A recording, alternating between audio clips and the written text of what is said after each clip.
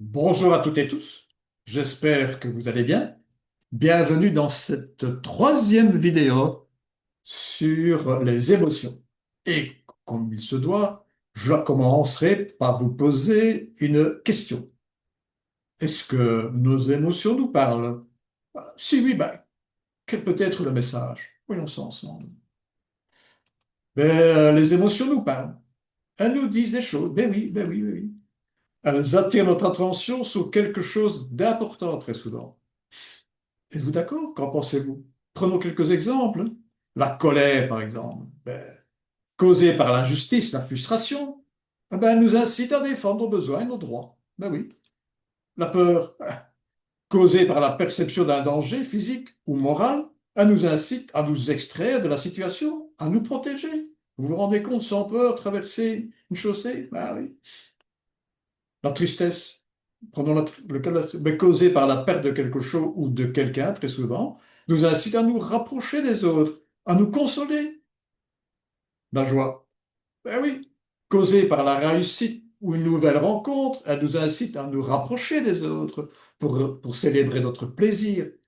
Elle nous procure une sensation de légèreté et l'envie de bouger.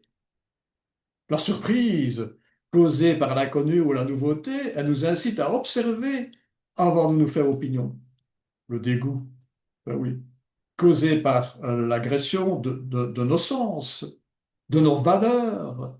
Elle nous incite à nous éloigner pour nous protéger. Donc, nos émotions nous parlent. Est-ce que l'on peut couper court à nos émotions, les éviter? Couper court à nos émotions, c'est impossible. Laisser ses émotions à la porte est une injonction qui n'a aucun sens. S'évertuer à ne rien ressentir, certains vous disent, des émotions est illusoire, puisqu'on ne peut pas couper le courant de nos émotions. Je le sais de le dire, les émotions, le bouton on à la naissance, le bouton off, c'est quand on nous rappelle là-haut. Mais entre-temps, il n'y a pas de... Ça fonctionne tout le temps. Alors, plus on essaie d'éviter nos émotions, plus elles finissent par nous gouverner, sachez-le. On se dit parfois qu'en se coupant d'elle, on évitera de souffrir ou de perdre le contrôle. C'est le contraire qui se produit. Le meilleur moyen de les appréhender, c'est justement de leur prêter oreille. Qu'en pensez-vous? Exprimer ses émotions, c'est avant tout une marque d'authenticité qui donne confiance.